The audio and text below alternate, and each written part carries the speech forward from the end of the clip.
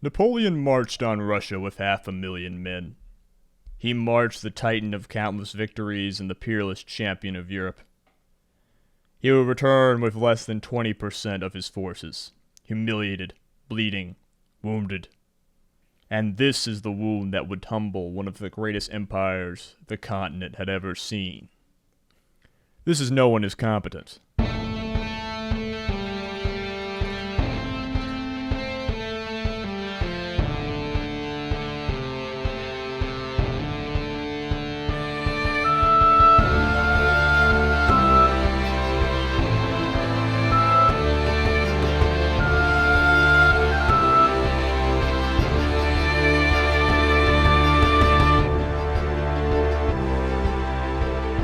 What is up, people? It's the No One Is Competent show. You know me. I am Azalea, your spastic and always passionate host, trying to tell you that everyone who has ever done anything in a history book is probably worse at their job than you are at yours. I am joined with the man, the myth, the legend, Jay Harries. What is up? Not much, just been going through some of those history books to learn about people less competent than I am. Do you feel like a smug sense of satisfaction and superiority? Sometimes. All right, so at the top, you can follow us on Twitter at Azalea Wyatt and Jaharis48. You can email the show at nooneiscompetent@gmail.com. Our music is done by the legendary Sam Bryce. It is good to be back for our second video on Napoleon going to Russia. If you did not watch the video literally called Napoleon Invades Russia, go listen or watch that now on the YouTube, on the Spotify, wherever the fuck you are in the place that you are at with your ears and internet connection. Hopefully that was a sentence that made sense. I do this without a script, people. Not because I'm that good, but because I'm lazy. But my laziness was not the reason that the podcast was so delayed last time, though I do apologize. I'm not going to go into everything that happened, but there were some serious technical difficulties. Jay, vouch for me that I was trying very hard to get the podcast out. Yeah, it was a bit of an ordeal getting everything to work this time. We almost thought we were going to have to re-record it. Luckily, that did not have to happen. Jay thought we were going to have to re-record it. I was like, no, I swear I backed up the WAV file. It's fine. I will hold together, and I did. I'm not a computer genius boy. It's always important to know what you're competent at, and it's always been a struggle for me. But hopefully this will come out relatively soon after the first one. That's way easier than us making one 3.5 hour episode, and by easier I mean that Jay gets to remain alive. So, Jay, before we launch into our sources, if for some reason someone did not listen to the last episode, where did we leave off? Where are we picking up? So we left off with the conclusion of the Battle of Smolensk. This is in middle of August, around August 15th through the 17th of 1812. The French have captured the city of Smolensk, and that's the last major city on the road towards Moscow. Obviously, we've been covering Napoleon for, I'm actually not going to check how long. I do know, but like looking at it will make me throw something near myself, and I have a lot of expensive things near myself. But we're getting towards the end of the story. We're in the back fourth, fifth. We're at the beginning of the end, so to speak. But it's safe to say that after this one, events are going to start running into themselves a little bit much. I know that you have spent a lot of time thinking about how we're going to chop up these episodes. So could you kind of also tell us a little bit of a spoiler of where we're going to leave off today? Right. So we're going to leave off with the French army, what remains of it, limping back across the river Niemen into the Duchy of Warsaw. So basically, once they've left Russian territory, spoiler alert, they're not going to win this campaign. So that's pretty much where we're going to end off. And that will lead into the War of the Sixth Coalition, which we will be covering in a future episode. Yes. I have no idea what the plans are, but I trust that Jay is making the plans be the good. Okay. Jay, where did you mine your information from? 'Cause we are responsible people who will not have a H-Bomber Guy video made about us. You're right. Our sources are The Napoleonic Wars, The Rise and Fall of an Empire by Gregory Fremont Barnes and Todd Fisher. Borodino, 1812, Napoleon's Great Gamble by Philip Hay Thornwaith. The Campaign of 1812 in Russia by Karl von Clausewitz. Napoleon's Invasion of Russia at the website Napoleon, His Armies and Enemies. Bloody Stalemate at Borodino by John Walker. The Battle of the Berezina by Nathan D. Jensen. And Napoleon's Russian Campaign, The Retreat by the Foundation Napoleon. Hay Thornwaite is a unfortunate last name. It's a big last name, I suppose. It's not just it's falling apart at the seams. Even though like it's not actually that complicated. There's like an extra th which kind of messes with it. By the way, anyone who's not internet poisoned, skip ahead like a minute, but I remember back in the day, like when the peak of like drama YouTube in like 2014, where like, oh, so and so ended so and so's careers, because you'd make a video like shit talking Leafy is here, iDubbbz or Keemstar or someone or the fuck, some psychopath, and like they'd be like, oh, they were totally owned, oh, they killed their career. It's like, no, that actually never happened. Those guys were usually like pretty fine after they ate their crow, or they just completely ignored it. But H-Pop did just like nuke a man's career. Like Drake is gonna be fine after like all of the Kung Fu Kitty drama. Like he's wounded, but he's like gonna survive. Like it's fucking over. And I respect that. Jay, do I have to talk about Napoleon now? Yes, you do. Oh wait, but he does lose this time, right? Yes. Okay, all right. I'm back on board. All right, so we just won in Smolensk. The Frenchies did, along with the Germans and the Low Country people, and like they got like 15 bajillion ethnic groups of them. Yeah. Anyway, like half of Europe. Just recap for us in terms of casualties. Like, how many people have we already lost mostly to disease? Because, like, it's not like the last episode everything was great and now things are going to go bad. Things were already bad. It's hard to keep track of the numbers because it's not like, we always say that, like, Napoleon invaded Russia with around 500 to 600,000 men.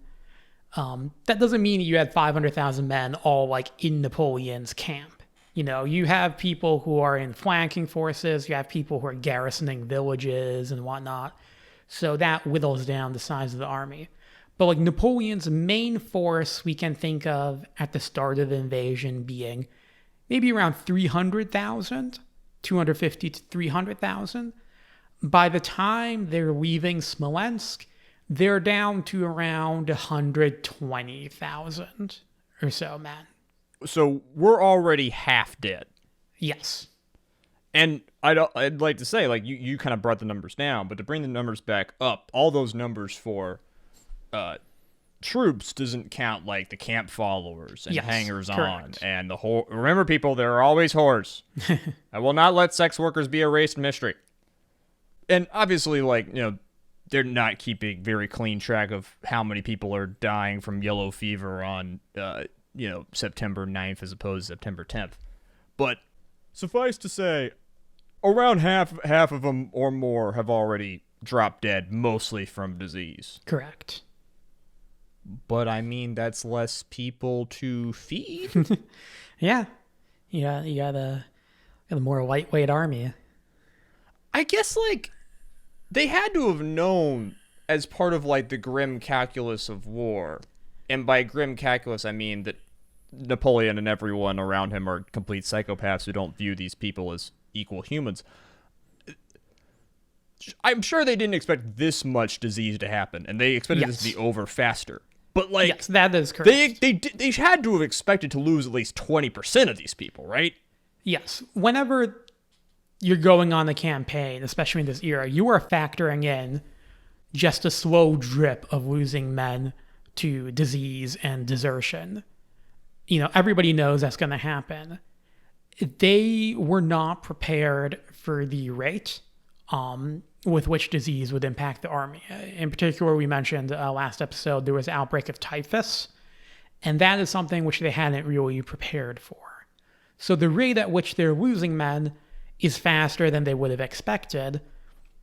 But at this point, I think you got really kind of almost like a sunken cost fallacy where they've made it so far, got to keep on going. Oh, considering how many far episodes we are in this show and in this series, I don't think you need to talk to me about the sunken cost fallacy, bucko. So, it's fair to say that they did not encounter this much disease, even accounting for time frame, in the previous wars of the coalition? Correct. Okay. The closest I can think of is that there will be some outbreaks of disease in Syria during the Egyptian campaign, but that we're talking about like a much smaller army, and therefore it's like much less virulent. Okay, so just to set the scene, it's September of 1812. Yep. So you got the overture and everything. Yeah. It's September of 1812. We've lost half of our people. We're in Smolensk, and we have not yet done what we accomplished. What's going on? So the Russian army has made the decision to withdraw from Smolensk. They do so pretty much just in the nick of time. If they had waited a day longer, then they might have been surrounded by the French there and then. So the Russians are retreating out of Smolensk, and the French are going to try to pursue them because the French still want to force a victory. Napoleon is waiting for Tsar Alexander to come to terms, to be like, okay, I've lost a bunch of battles, I've lost a bunch of cities. Let's sit down and talk it out, and I'll give you what you want. And that hasn't happened yet. One thing we've talked about over and over in this show is that real history is not Civilization 6, okay? Two states do not grind against one another until one is obliterated from the earth, normally. Normally, there's some scuff up. One side loses 15% of their forces, and they say, all right, what do you want? Let's end this. Yes. Which is obviously good for preserving life and going on and doing more useful things with your time. And Napoleon expected this would happen, but you don't have to do that. No, you don't. And you can choose to go another round, even if that was not what was in the calculus. Indeed. So yeah, the French, as mentioned, attempt to pursue the Russians out of Smolensk, but they have to halt their progress due to a rainstorm that kind of sweeps in and will basically ruin the roads for around 5 days. So this means that Napoleon is left with a critical decision to make. With his army dwindling, as we mentioned, and the end of what we call the normal campaign season approaching, basically normally you don't want to fight in the winter, though there are times when people would do it. He can choose to halt the advance and spend the winter in Smolensk before resuming his campaign in 1813.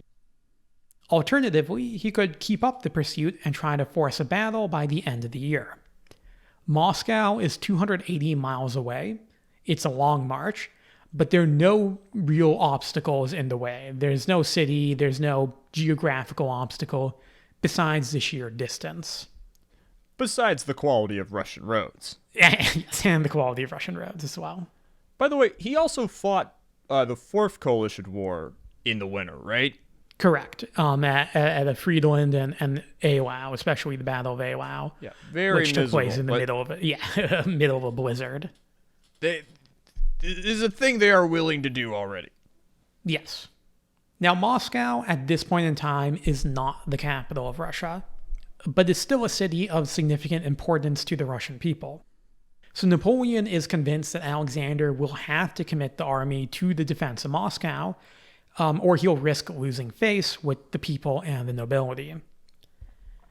Now, this calculation is not entirely without basis. For the Tsar's advisors, the loss of Smolensk had been intolerable. That the Russian army had abandoned the city while being led by a foreign general, because remember, the Russian army at this point in time is being commanded by Barclay de Tolly, who's kind of like a weird German Lithuanian nobleman of Scottish ancestry. Kind of a mix of all that going on. But anyways, the fact that you have this foreigner, who's actually born in the Russian Empire, but whatever, in charge, angers the nobility and the public at large. So in August, Tsar Alexander will finally appoint a new overall commander of Russian forces in the theater, General Mikhail Kutuzov. Born into the Russian nobility in 1745, Kutuzov had a long history of military service. In 1805, he had been defeated by Napoleon at Austerlitz, but in the following years, he had rebuilt his reputation during a war against the Ottomans. Kutuzov was popular with both the nobility and the army, who viewed him as a true Russian patriot. Alexander actually dislikes Kutuzov on a personal level, but he realizes that he's an ideal unifying figure for the military. He's very much sort of like the old man of the army stereotype that, everybody kind of likes. Now, in private, Kutuzov actually agrees with Barclay's course of action, and he'll keep him around as the commander of the First Army. However, he also knows that the Tsar wants him to stand and fight before the French reach Moscow, so he plans on doing just that. Now, the Russians will have the luxury of selecting the battlefield for the coming exchange. The location Kutuzov settles on is an area of land lying along the main road from Smolensk to Moscow, near a town named Borodino. The Russians basically are creating a giant roadblock controlling the route towards Moscow. Just to recap, because we shouldn't make it sound like the Russians were particularly competent. Their plan has always been pretty slippery before now. Like, Barclay's plan was kind of implemented, but even that was put together relatively in short order. Who was in charge was unclear a lot before this. Yeah, the Russians are making tactical decisions, on a battle-by-battle basis. They did not have a plan at the beginning of the war. We're going to retreat towards Moscow, drag the French army into our territory, and whittle them down. That was not like an agreed upon plan at the start of the war. They kind of tripped into it. Yeah. Wonderful. Kicking and screaming across the finish line. Yep. The Russian army arrived at Borodino on September 3rd, and Kutuzov began his deployment shortly thereafter. Barclay de Tolly commanded the Russian right, which took up position behind the shallow Kolokchap River. The town of Borodino itself lay on the western bank of the river, meaning that the Russians would not have to defend it during the battle. Bagration, remember that fiery prince, meanwhile he takes the left, positioned behind an relatively open field. To alleviate the lack of natural defenses in this sector, on the left, tens of thousands of volunteers were brought in from Moscow and put to work building a series of ad hoc earthworks. The center of the Russian line was anchored by the most imposing of these, the so-called Great Redoubt, which I assume is imposing if you are in 1812. Numbers are hard to come by, but it's generally thought the Russians had around 120,000 men at Borodino, of which 30,000 were hastily raised militia, probably being held there kind of at gunpoint. Wait, is that 30,000 militia on top of like all of the people who were brought in to build mud works? That's including the people who are brought in to build the earthworks. So like of that 30,000, like some of them are like proper militia. Some of them really cannot even, militia is a generous term for some of them, because some of them are just like dudes from Moscow who's like, here's a shovel, dig a trench. Not even necessarily armed. Yeah. Okay, that was what I was expecting. So as expected, Napoleon's forces began to arrive in the area just 2 days later, on September the 5th. So they had, 2 days to make those earthworks? Yes. Numbers for the French side vary greatly, but most put it around 130 men strong, giving the French just a slight numerical advantage. The first action would take place that day. In their haste, the Russians had not positioned all of their earthworks in ideal locations, and the forwardmost one, the Borodino redoubt, was positioned too far ahead of the main Russian line. The French stormed the redoubt, capturing it by nightfall. Now, both sides would spend the 6th preparing and planning for the coming battle. Marshal Davout, who is by then and is still today widely considered one of Napoleon's best marshals, proposed to the emperor that he should take his corps and use it to conduct a wide flanking maneuver on the Russian left. Napoleon rejected Davout's proposal and instead planned for a direct frontal assault on the Russian positions. Now, at this point, it's worth noting that Napoleon is really not in the best of conditions at this point in time, physically or mentally. He was suffering from a bad cough, fever, and inflamed bladder, likely the result of an infection. One of his officers observed the emperor placing his forehead up against the barrel of a cannon in an attempt to cool it down.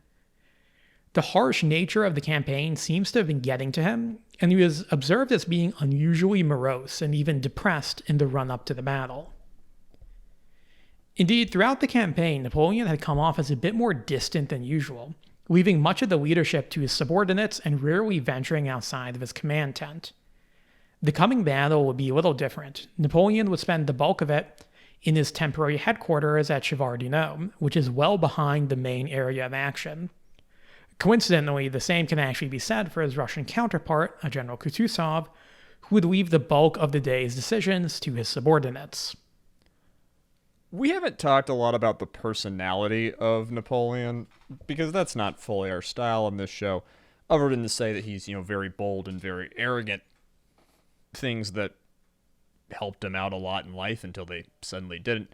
But I've always got the sense that he was like one-on-one. Sometimes he could come off people as like very arrogant and off-putting, but like if he wanted you to like him, you would like him.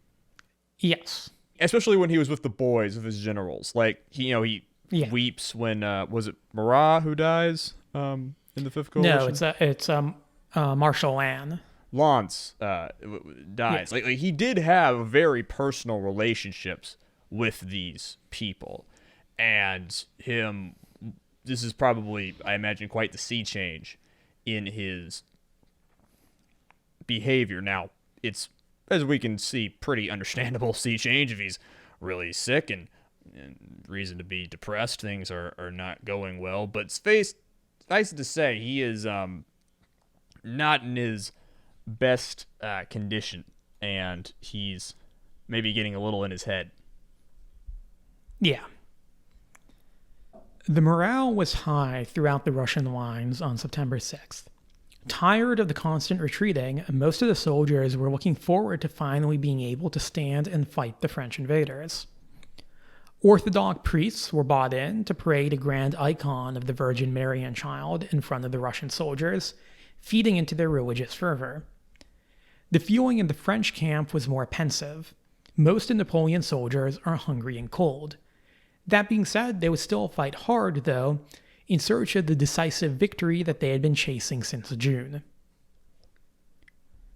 So the Battle of Borodino began on the morning of the 7th with a massive cannonade, with guns on both sides punching holes in their enemies' ranks. Viceroy Eugene advanced on the Russian right with his corps, seizing the town of Borodino and crossing the shallow Kolocha for being beaten back by a Russian counterattack. Remember, that's Barclay's side. Yes. But once he's captured Borodino, his artillery is able to open fire on the Great Redoubt, that main Russian encampment and earthwork defense. Now, meanwhile, in the south, Davout led his men on the frontal attack on the redoubts of the Russian left. These redoubts would be the scene of fierce battles, changing hands multiple times in the coming hours. General Bagration was in the thick of the action on the left. Around 10 a.m., he was shot in the leg while personally leading a counterattack. The injured prince was taken to the rear by his subordinates, causing rumors to spread that he had been killed. The wavering Russian left began to break, falling back and abandoning the redoubts to the French. For a time, a gap opened between it and the rest of the Russian lines. With the collapse of the Russian left looking possible, Marshal Davout and Murat urged Napoleon to commit his reserves, the Imperial Guard, because of course they had to be called the Imperial Guard, to the attack. If the French could break through, they could roll up the Russian lines and achieve the decisive victory they were waiting for.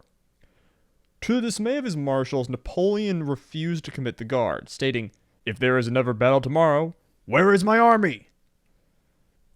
The Russians were eventually able to stabilize the left and avoid a rout, thanks in part to reinforcements sent by Barclay to reinforce Bagration's portion of the line. While the two generals spent much of the summer feuding, at Borodino they cooperated well with each other. Remember, these are both Russian patriots who do want what's best for their country, even if they see different ways to achieve that aim. Yes. In the afternoon, Eugene launched another attack on the Russian right. The French crossed the Kolocha and, after fierce fighting, stormed the Great Redoubt. The Russians began to fall back across the width of the battlefield. Again, Napoleon was urged to commit the guards, but again he refused. As night approached, the fighting died down. The Russians had withdrawn from their initial positions, but were not routed. Initially, many on both sides expected that the battle would resume on the following day, but after observing the damage suffered by his army, Kutuzov decided to withdraw back towards Moscow. The French had suffered almost as many losses as the Russians, and thus did not do much to interfere with Kutuzov's retreat. In total, the Russians had suffered around 43,000 casualties, while the French suffered 27,000. This day, September the 7th, 1812, was the single deadliest day of fighting in the Napoleonic era up to that point.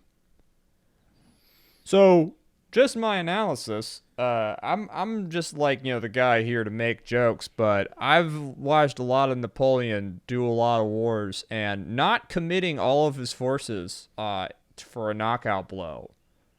It's not really seem like him. Yeah. This is not how he was fighting in the 5th, the 3rd, the whatever, the 18th War of the Coalition. Yeah, and we'll never know how things would have gone differently if he had committed the guards. If he had committed them and they'd taken heavy casualties but had not achieved a decisive victory, then there is a very good chance that the eventual French retreat would not have been successful, that they would have been captured and annihilated within Russia, because the guards will be very important during the retreat. On the other hand, if he does commit them, and they are able to completely break the Russian army and bring the Tsar to terms, then a retreat won't be necessary. So a lot of people after the battle, a lot of his marshals who during the battle were advising him to commit the guards, will view this as the greatest mistake of the Russian campaign. I'm not fully convinced that it is, but I will say that yes, it is. His hesitancy was very much out of character, and I think Napoleon at his prime would have committed more forces. Well said.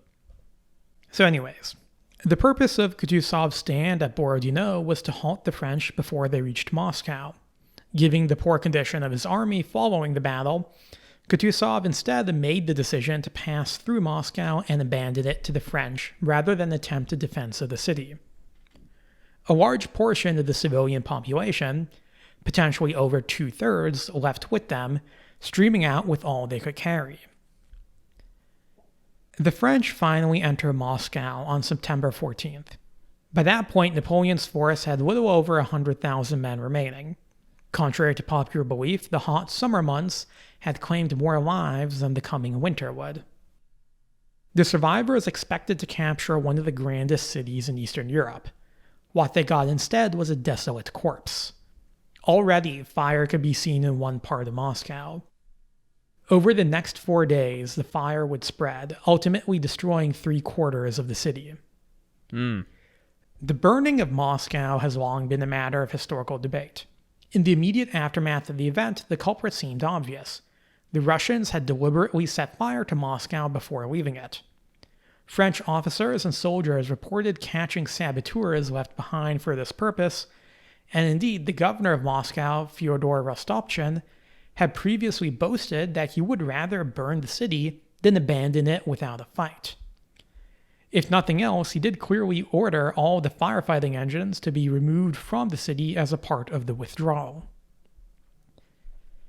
Other information, however, points towards a more mixed picture. Some areas which contained war materials that couldn't be brought with the army had not been burnt, and the fire seems to have instead been started in predominantly civilian areas. So it doesn't really make sense. You would probably set fire to the place with war materials first. Now, Rostopchin himself would later deny ordering the burning of Moscow, and Clausewitz, in his own account of the war, backs this up, as he states, quote, "In the army, the conflagration at the moment was looked upon as a great misfortune, a real calamity.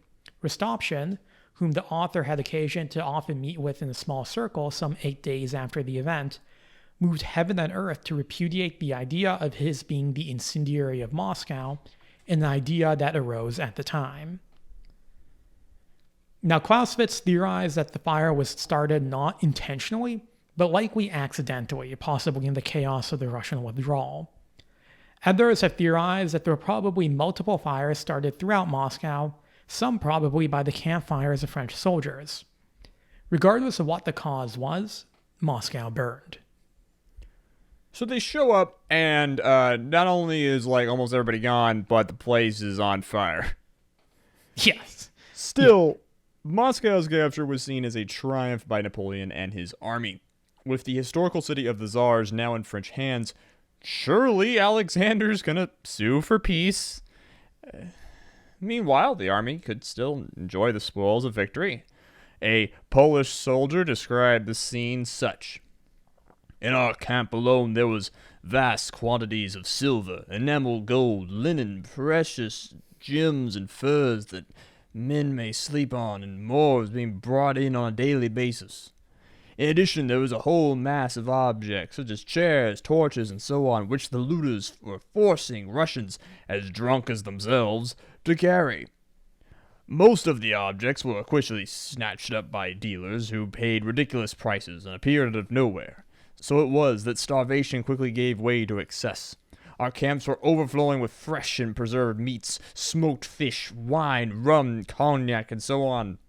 Around each fire the men were cooking, eating, and especially drinking. The arrival of each new consignment of pillaged items was met with loud cheer." So basically they're going hog wild. Yeah. Not a sober use of resources, shall we say, and I use that word intentionally. This brief period of optimism would not last long. Hoping to open negotiations with Alexander, Napoleon sent a messenger to St. Petersburg, but received no reply. For months, the Tsar and his advisors had vacillated between optimism and pessimism. At the start of the campaign, many feared total defeat. Now, however, the poor state of the French army was starting to become clear to see. Napoleon's army had dwindled in size, and his line back to Poland was dangerously long. I mean, they do know how long that is. Meanwhile, the Russians were calling up even more recruits. For the first time in the campaign, the Russian army began to outnumber Napoleon's, and the Tsar decided to remain committed to the fight, which, let me tell you, for a Russian Tsar, that is a real accomplishment. I mean, he really, hopscotched over that hurdle right there of making a decisive decision as a Russian Tsar. You got to hand it to him.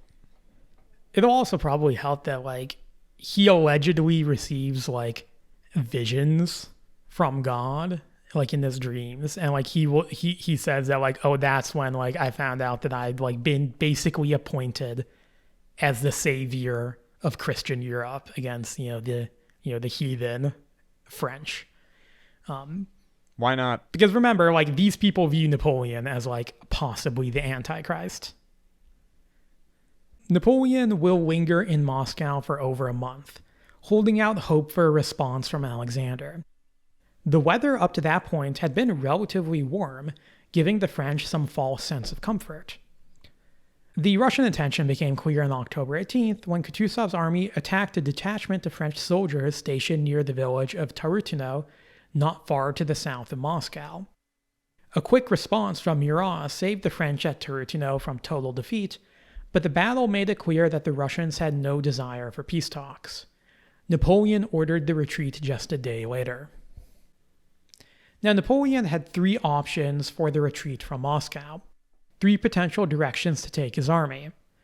One was to swing north towards the Baltic. Marshal MacDonald's forces had made good progress up the Baltic coast and were in possession of Riga in what is today Latvia. The route towards the Baltic would have been shorter. However, it would have also meant moving north as winter approached. The other two options both involved withdrawing back to Smolensk, either along the shorter road, which the French had used on the march from Smolensk to Moscow, or a longer one that was slightly towards the south. Napoleon ultimately settled on the southern road, as the northern one would have meant that the French would be marching through territory that they had already picked over just a few months prior. Remember, as they're marching, they're constantly scouring the countryside for supplies. So if you're going on a route that you've already been through, you're going to find basically nothing in terms of food or anything else. Unfortunately for the French, the Russians were able to decipher their movements. Kutuzov moved his army to block the French, leading to a fierce but inconclusive battle at Maloyaroslavets on October the 24th. I just want to give everybody needs to give Jay credit because I'm looking at the word he just said, and that's a mean word. I don't like that word. He just fired that shit off, and brother, I respect you for it. On the morning of the 25th, Napoleon himself was nearly captured by Cossacks while out on a reconnaissance. Badly shaken by this event, he had his doctor prepare a vial of poison for him to use should that ever happen again. That night, the emperor also took the uncharacteristic decision of convening a council of war, asking his marshals for their input on what to do next. This was not typical for Napoleon. He would listen to his marshals and take advice from them, but actually having like a big council of war and saying okay, let's all collectively decide what to do, that's not normal. Now, save for Murat, they all advocated continuing the withdrawal instead of staying and fighting Kutuzov. Of course, Murat's the guy who wants to keep fighting. Yeah, Marshal. We've talked about Murat a lot. He's a fun guy. Never change. He's a cavalryman through and through. Throughout the Russian campaign, he's known for challenging Cossacks to individual duels. The Cossacks will come to like him so much that they have an informal agreement amongst the Cossacks that they want to capture him. They don't want to kill him because they want to make him into a Cossack. Yeah, he's a fun character. They recognize a kindred soul. Yeah.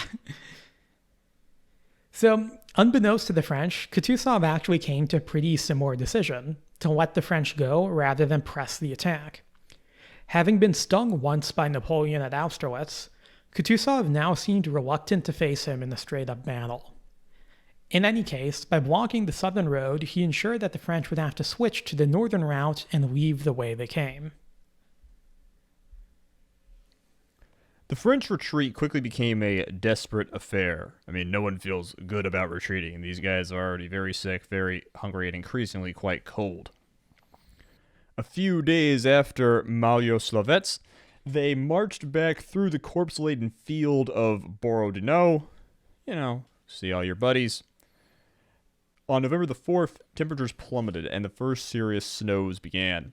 As weather worsened, the Grande Armée began to disintegrate. The strongest and luckiest retained some semblance of order, but in their march they were trailed by an increasingly large body of stragglers, men who, through physical and mental exhaustion, had lost all ability to function as soldiers. So those highly disciplined French corps and battalions and all those systems of men, those are beginning to disintegrate in the face of just rank exhaustion and misery.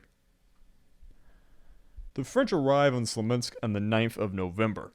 The first soldiers to arrive ransacked the supply depots, wasting much in the process. While Napoleon initially thought to halt in Smolensk for the winter, it was clear now that doing so would be certain death, and thus the retreat would have to continue. On the 15th of November, the French were ambushed by Kutuzov at Krasnoye. All right, hold up.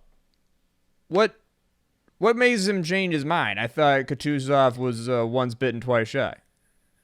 He, Is it just too good an opportunity to pass up? yeah, it's a good opportunity. And while he's reluctant to be give another a straight up battle where the French have time to prepare, he's still willing to do trying to set an ambush where he's hoping to catch the French off guard.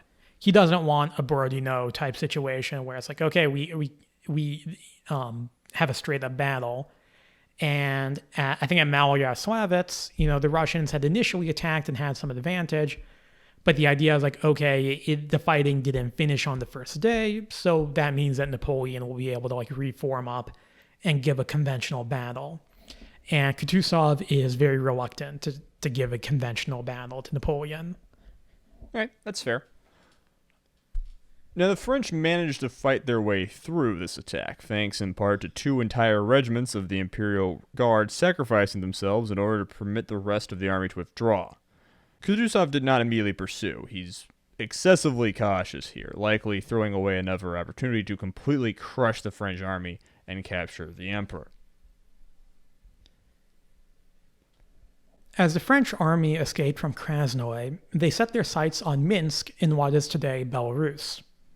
Minsk had been captured by the French on their way into Russia and contained enough supplies to sustain an army of 100,000 men for 40 days.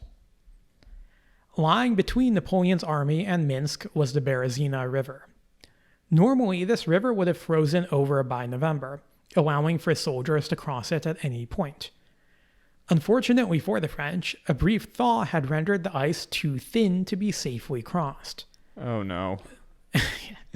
The army thus made its way to the town of Borisov, which had a bridge spanning the river. As they made their way towards Borisov, things turned from bad to worse for the French. The Russian Third Army, some 35,000 men, now under the command of Admiral Pavel Chichagov, had made its way north from Ukraine, pushing back Austrian forces that were guarding Napoleon's southern flank.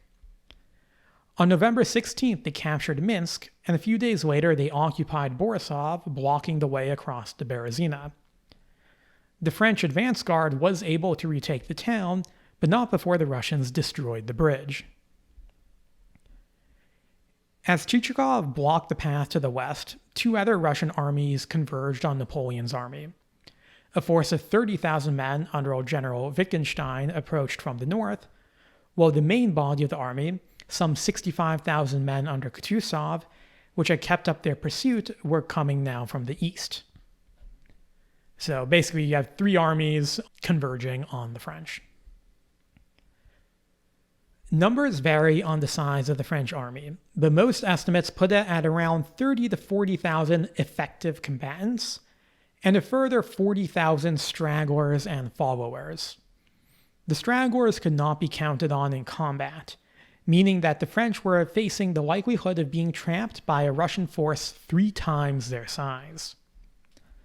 As his men gathered on the eastern bank of the Berezina, it seemed to most that Napoleon's final defeat was a foregone conclusion. Indeed, the French began to burn their letters and standards to prevent them from falling into the hands of the enemy. You got to explain what letters and standards are exactly. The letters, just any documents. These can be commendations, these can be orders, it can be anything really that they're just a one in the hands of the enemy. The standards are these basically these symbols for the different units, where you have like a large pole and you have a standard, like a big eagle in the Roman fashion and a flag on it. And each unit will have its own standard. Weebs! And having your standard, captured was, a sign of dishonor, a sign of defeat. So they're destroying these standards in order to prevent them from being captured. Because they think, they're toast now. And they're done for. The Romans really cared about standards. We did an episode on Teutoburg Forest and how the Romans lose the standards there when they lose that battle. And the Romans will later explicitly negotiate for those standards to be returned because it's a big deal for them.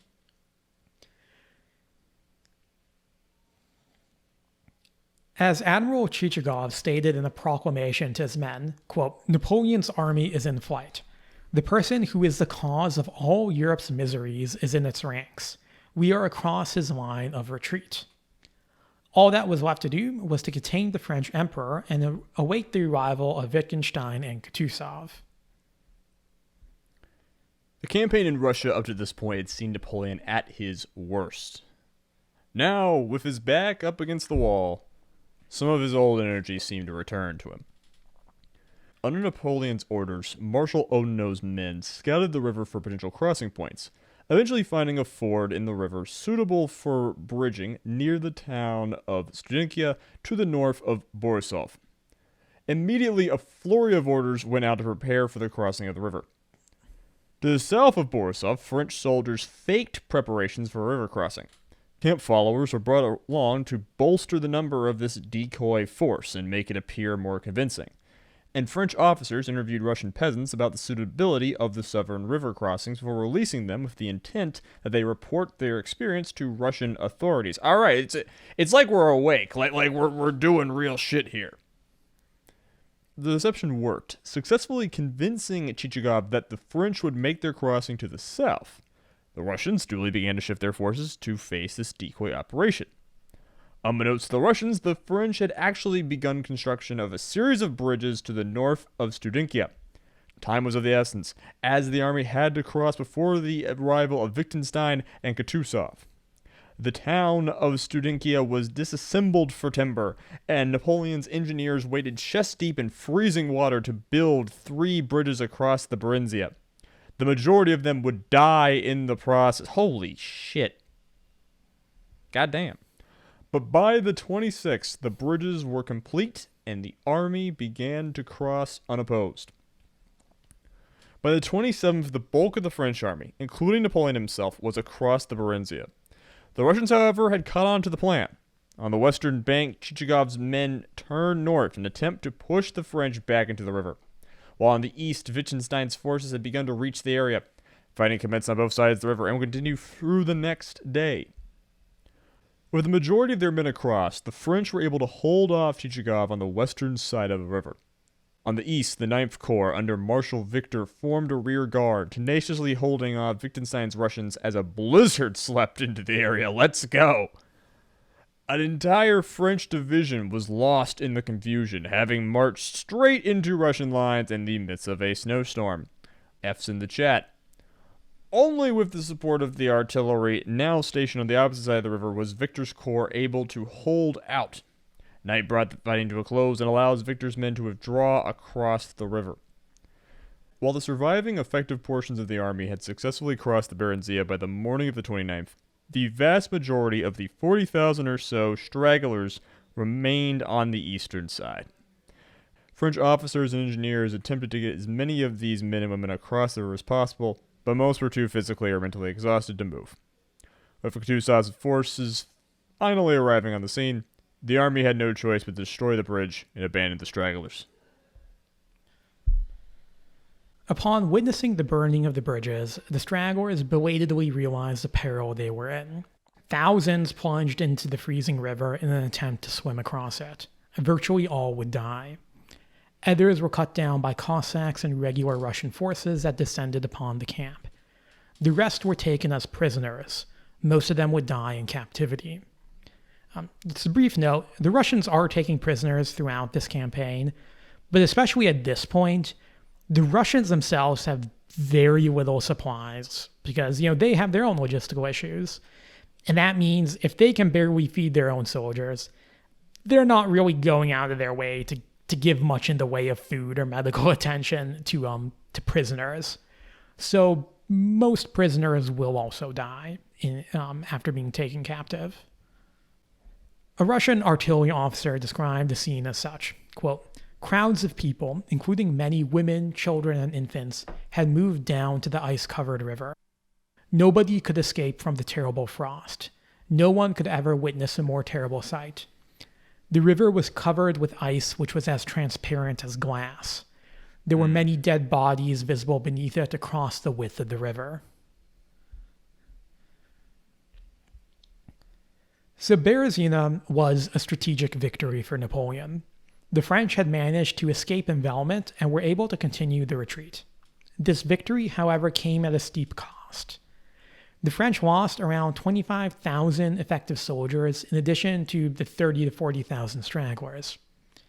Of the army, the engineers had suffered the most. Only 40 out of 400 would survive. The Russians, for their part, lost around 10,000 men.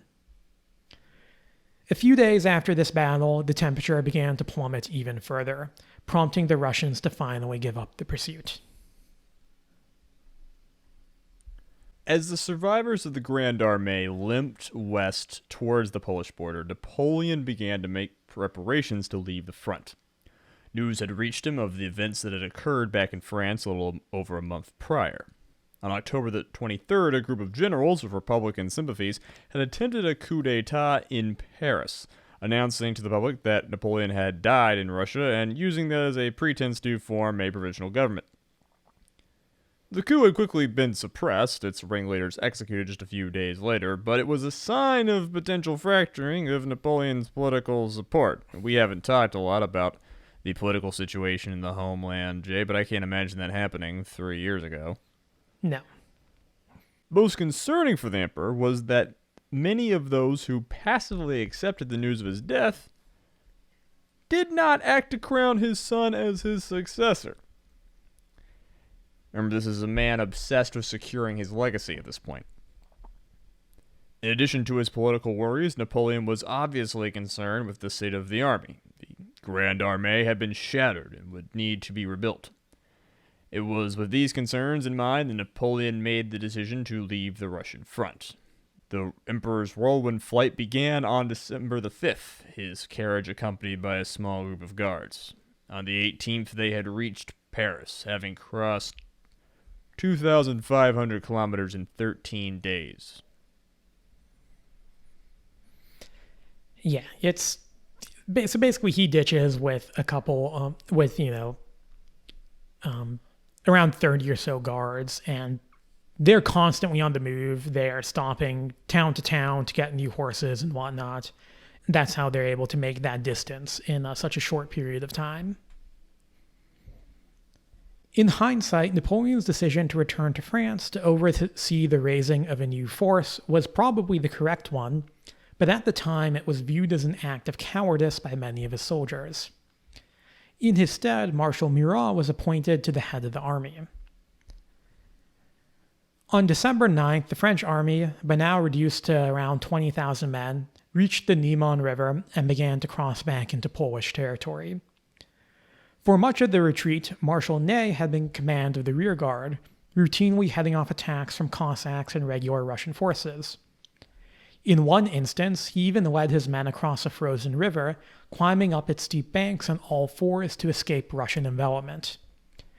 Ney kept up his position at the rear for the rest of the retreat, and according to legend was the last Frenchman to cross the Niemen, making him a hero in the eyes of the army. While the French were able to gain some degree of resupply and rest after reaching the Duchy of Warsaw, their ordeal was not over. The Russians had been slowed by harsh weather and their own difficulties. But with the French army now in tatters, Poland was in danger of being overrun by the enemy in the coming year. To make matters worse, on December 20th, Count Ludwig von York, the head of the Prussian contingent attached to the French army, signed an agreement with the Russians that declared his men to be neutral. While the Prussians and Austrians had yet to formally switch sides, the threat posed to the French Empire was obvious for all to see. With the security of his own throne in Naples in mind, Murat deserted the army, leaving Viceroy Eugene in command. With the Grande Armée in tatters, Napoleon raising new forces back in France, and rumors of a new coalition swirling throughout the capitals of Europe, the stage was set for the coming year's war. But that is a story for another day. By the time the main body of the Grand Armée left Russian territory, they had been reduced to around 20,000 men, down from the over 100,000 men who had departed from Moscow months earlier. In total, around 500 to 600,000 French and Allied soldiers who had entered Russia as part of the invasion, a little less than 100,000 returned alive. Now, Jay, explain to me like the difference between like the 20,000 figure and the 100,000 figure returning. Is that like separate armies? Yeah, they're, like I said, they're the flanking forces. They're people who are garrisoning, cities and towns who will retreat on their own. Not everybody is literally with Napoleon in his camp. In fact, the majority are not. They're people who never made it far into Russia, who remain near the border, just, again, to protect the line of supplies and whatnot. So that's why the amount of people who are with Napoleon is only a fraction of the total amount of French survivors. And just for comparison, the Russians, the numbers are harder to come by, but it's expected that they took around 200,000 casualties throughout the campaign. So the Russians also lose a lot of people, though not as much as the French. One of the sources had a good breakdown of it where they said, if you take 12 soldiers entering Russia, 12 French and Allied soldiers, of those 12, 1 would be killed in action, 2 would be captured, 1 of those would die in captivity, 7 would die of disease, exhaustion, or weather, and 2 would return intact. Damn. So, what happened? Well, no single factor can be blamed for a catastrophe at this scale. The cause of Napoleon's defeat in Russia were numerous. On the fundamental level, Napoleon made the critical error of embarking on this campaign without a solid, clear strategic outcome in mind. This is the fuck around and find out guy, and he has, at this point, definitively found out. He was like, we're just going to go there, we're going to kick their ass, everything's going to be fine. To an extent, this can be seen as a common aspect of his style of war. Napoleon excelled at warfare on the tactical and operational level. His campaigns frequently involved him striking fast with his army to upset the enemy's disposition, either by bringing them to battle earlier than they had planned or by outmaneuvering their forces. The enemy, knocked off balance by these fast actions, would often make errors in their responses, errors that Napoleon would subsequently capitalize upon. The War of the Third Coalition served as an example of this kind of war. By quick marching and careful maneuvers, Napoleon was able to force the surrender of an entire Austrian army at Ulm in the opening days of the campaign. This style of war was only made possible by the reforms that had begun in the French army before Napoleon's rise to power. The corps system allowed French units to move faster than their enemies, fanning out in multiple directions to find weak points and then concentrate once those points had been found. In Russia, that system nearly completely fell apart. Faced with the task of invading Europe's largest nation, Napoleon had raised Europe's largest army. This army, both through its size and its green nature, would prove to be unwieldy. size also intimidated the enemy, ironically forcing them to adopt the defensive strategy that would ultimately prove successful. The Russians had not begun the war with the plan of retreating all the way to Moscow, but instead ended up doing so as a result of multiple tactical decisions. Ultimately, these decisions exposed the logistical weakness of the French army. In an era before railroads, a force of 500,000 men was simply too large to be supported in such a campaign. And for those unfamiliar, basically strategic means long-term stuff, like over the course of months or weeks in war, whereas tactics is like stuff that kind of happens on an hour-to-hour basis. Yeah. And also in terms of scale, like tactics is like the individual battlefield, all the way down to like what people call small unit tactics, whereas strategy is the big picture involving battles, the grand planning, politics, everything. Operational is also will get thrown around a bit. That's kind of in between tactics and operation. If you think of tactics as pertaining to like individual battles, operational will generally pertain to the use of forces in the theater, whereas strategy will again tie that all together along with the long-term aspects, the political, economic, everything. So Napoleon's tactical and operational brilliance hid his deficiencies when it came to strategy. He sometimes entered into campaigns without a clear idea of how to achieve his broader political objectives beyond simply winning field battles. This weakness had already been seen before, such as in Egypt and Spain. In Russia, it would prove to be fatal. It can be said that in spite of these deficiencies, the French arguably did have multiple chances to win the campaign. That these chances seemed possible is largely a testament to the strength of the French army, which, for all its bloat, remained man for man the best fighting force in all of Europe throughout 1812. Whether more crushing Russian battlefield defeats would have brought the Tsar to the negotiating table remains a great unknown. After reading about this, I spent a bit of time kind of internally thinking what was more unrealistic, Napoleon's invasion or Barbarossa, the Nazi invasion of Russia, which we've also covered previously. Hells yeah. I on the one hand, the Germans last a lot longer. Their invasion doesn't fall apart by the end of the first year. But they kind of came to the conclusion that the French had a few instances, I think Smolensk was a very good one, where they could have achieved a very crushing military victory. And again, we'll never know if that would have been enough to bring the Tsar to the negotiating table. At that point, it really would have been a matter of psychology. But they had a greater chance of success, you would say. Yes. I would say that the French had a greater chance than the Germans, though obviously the end result will be the same for both. Napoleon, on a personal level, was far from his peak in 1812. Sick and indecisive, the quality of his leadership was poor for much of the campaign. His recovery came too late to change the outcome of the invasion, but it would shape the course of the war to come.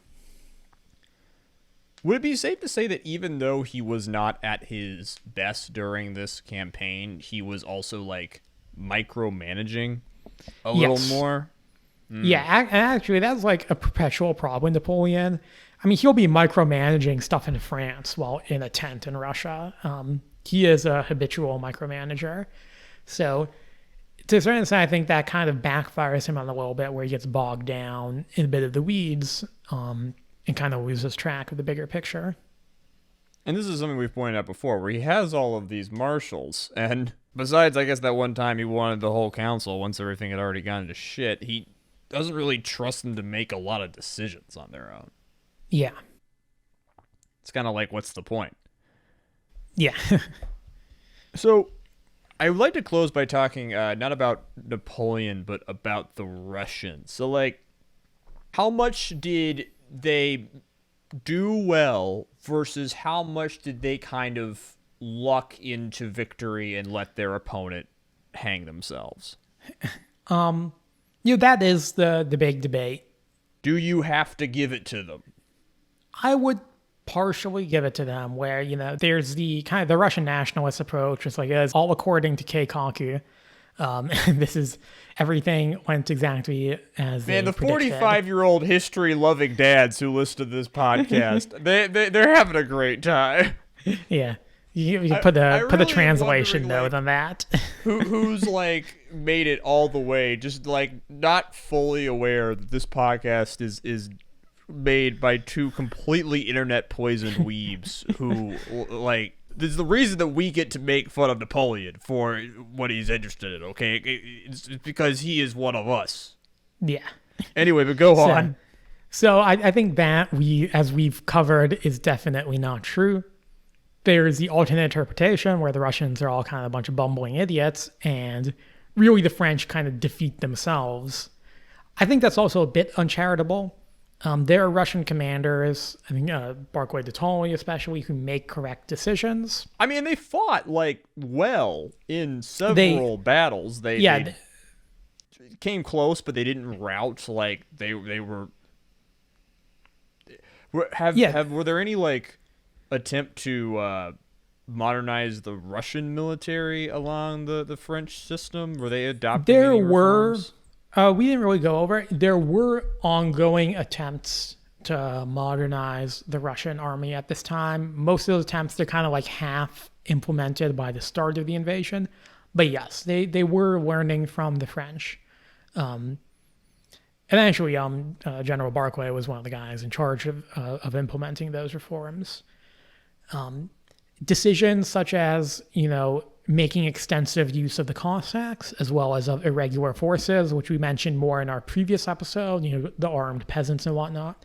That was a conscious decision that the Russian officers came to, and that would prove to be quite effective.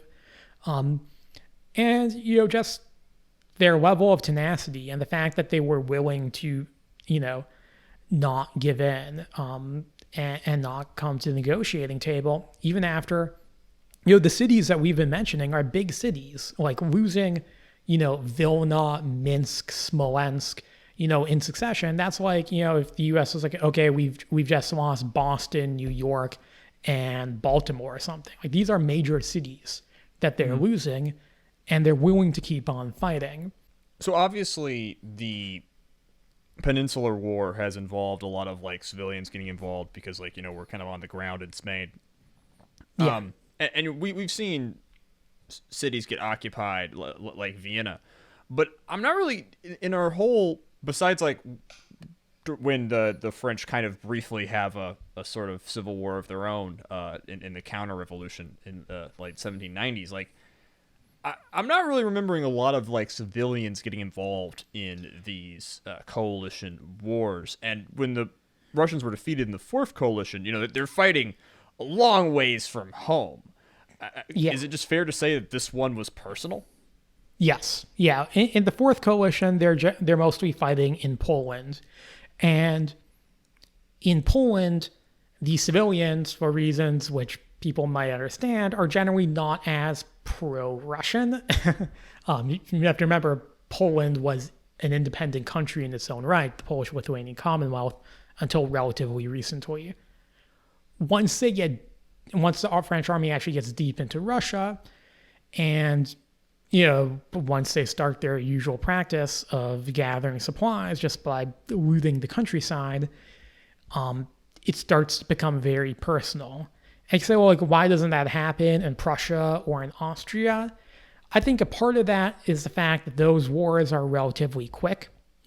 Sure, people might get upset by French soldiers coming and breaking down their door, but generally the French armies are moving through their territory relatively quickly. And that means, I think, the amount of, pent-up anger. I mean, obviously, people are always going to be angry, but the amount of anger needed to then push them over the point towards the civilians actually taking up arms against the French had not really been reached. In Spain, it is going on at this point in time. In 1812, we'll cover Spain, the remainder of the Peninsular War in the future episode. You were starting to get uprisings in Germany as well. We kind of mentioned that there was an uprising in Tyrolia during the War of the Fifth Coalition. But yeah, this, compared with the other wars apart from Spain, has the most civilian partisan activity for sure. That being said, there were a lot of times like early, and by early I mean like, say in like August, July-ish, where the Russians like could have lost it. Would you say? Yeah. Like it was not an assured victory by any means. Yeah, that's what I mentioned. There were multiple, points where you can think the French might have been able to win. Early on, when Jerome Bonaparte basically fucks up and prevents the French from being able to probably surround and force the surrender of Bagration's army. That's a major mistake. I think Smolensk is another one where I guess Smolensk is less of a French mistake and more of the Russians making a very good decision, but one which could have gone either way, where at Smolensk, a lot of the Russian generals wanted to stay and defend the city, but they decided to pull out. And like I said, if they had waited like one more day, there's a chance that the Russian army at Smolensk would have been completely surrounded and forced to surrender. And then you get to Borodino with the Imperial Guards, and this is a kind of a point which is very famous. And a lot of people say that Napoleon's one of his biggest mistake is not committing the Imperial Guard. Again, I've seen people argue both sides of that. Clausewitz says that committing the Guard probably wouldn't have made a big difference. On the other hand, Clausewitz is, just because Clausewitz says something doesn't mean he's necessarily correct. And he's also biased because he's with the Russian army. So I think at that point it could go either way. But yeah, there are points where the idea that the French were going to win was not that unreasonable. And this is a classic case of, you can look at the execution all you want, but ultimately it was a very bad idea. Yes. A pure folly. Going on to like the strategy thing, 1812 as a whole is a two-front war. We don't really think about it in the way we think of like, the Germans in World War I and World War II fighting on two fronts. But the French have 250,000 men in Spain at this point in time. Mm-hmm. And just, again, on like we talked about Napoleon and his failings when it comes to grand strategy, he's getting involved in a major campaign in Russia when the campaign in Spain hasn't fully resolved itself. Mm. And that's to say nothing of the... I think next time we'll talk about the political situation back home. But surely this is... we got a little taste, but there might be some doubts about the emperor. Yes. So I want to go back to the Russians one last time because you got pretty attached to these guys. You gave them some pretty heavy characterization. I will say, this is going to sound kind of weird, but I think one of the Russians' greatest accomplishments is just being able to maintain command and control and a chain of command. The Tsar didn't fuck it up, which this kind of sounds like I'm congratulating someone from putting their pants on, but this isn't just the Russians. I mean, we can poke fun of the Russians, but there's a lot of wars in this period that are lost because of internal squabbling and people at the top cannot make decisions, and that is a completely probable outcome is that the Russians shatter in the face of internal. I can tell that Barclay is a favorite of yours. Yeah, Barclay is definitely my favorite coming out of this. This war will become a war of, it'll be viewed as a war of national liberation by the Russians. It'll be, prior to World War II, the biggest moment in sort of like patriotic Russian history, and it'll form an important part of Russian nationalism as a result. Yes, in the next 3 years, this war and what's going to go down in the next few years is going to build the backbone of a huge Russian nationalist movement, which is going to end in a incredibly dumb and poorly executed revolution. But the heart was there. Yeah, I think it's telling that Prince Bagration, I actually forgot to mention it, Bagration is wounded at Borodino, and he'll actually die a few weeks later of that wound. come time of World War II, when the Soviets launched their massive counteroffensive against the Nazis, what is that counteroffensive called? It's called Operation Bagration. So Bagration will become especially a national hero, in particular because of the fact, dying always kind of helps in that regard. Though I'm sure he wouldn't have enjoyed dying. Didn't have the greatest ideas, but he executed well when he was asked to execute certain things. What about Chichikov and Kutuzov? How do you judge there? Kutuzov is almost more of I want to say he's a full figurehead because he is making strategic decisions. But he was kind of dragged kicking and screaming over the finish line. Yeah, I think he's past a little bit of he's a bit past his prime at that point. He's delegates a lot at Borodino. You say, well, like that's good. Like he recognizes limitations, but like to a degree that delegation kind of fucks things up during the deployment phase because like his chief of staff Benigson isn't really doesn't work well with Bagration and Barclay. So Kutuzov, I think, is a bit of a mixed bag. He also lets, in many ways, people would argue he lets the French escape. That's actually another point where there is debate. At Berezina, Kutuzov actually had with him a British, attaché, a British advisor, like attached to the Russian general staff. And this British guy kept saying, like, no, you got to move faster. You got to attack him. We can crush the French now. And Kutuzov actually tells him, I'm not so sure that defeating the French and defeating Napoleon entirely is good for Russia because that'll make Britain too powerful. And some people will say afterwards that like Kutuzov was intentionally slow because he was thinking of like broader politics, great power politics. The other people will say that was more just something, he said to the British guy to like just shut him up at that point. Could really go either way. As a whole, the fact that like the French escape was like against very long odds makes me think that he wasn't seriously trying to allow Napoleon to escape. But it is a point that some people will mention. So Kutuzov is a mixed bag. Bagration, I think we covered. You covered him well. He's very brave and very capable. Even though his broader strategic outlook was a bit flawed. Oh, Admiral Chichikov. Chichikov is a kind of a weird guy. Okay, I have to ask, why is he... Is this how bad the Russian Navy is at this point? There's no ships for an admiral to command? What the fuck is going on? I have to ask. I almost put it in the script that he was given this command just so that even in a land war, the Russian Navy could take an L. From what I can tell, the rare Russian naval dub secured purely on land. From what I can tell, he held commands of both the Army and Navy. This wasn't a totally unusual thing in the past. I think this is like the tail end of the period where that was more common. He had both an Army and a Navy background, but his higher rank was in the Navy, so people just referred to him by his naval rank. Chichagov is often blamed for letting the French escape Berezina.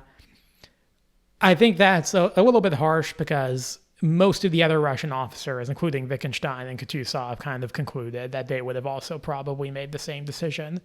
He had the decision, his forces were slightly outnumbered by the French. He could either try to block them in the south, where it looked like the French were preparing a crossing, or he could guess that the south is a decoy, and he just guesses wrong. It's a mistake anybody could have made. All right, well, I'm very hungry. The Melee tournament that I was watching this entire time is over. And yeah, I love all y'all. Thank you so much for watching. Next episode is not going to be the War of the Sixth Coalition. That will be the episode after. I believe the next episode is the First Opium War? Sounds about right. What we had on the docket? Okay, I literally just remember that. All right, I'm not doing an outro. Y'all know who we are. I gotta go. Bye-bye.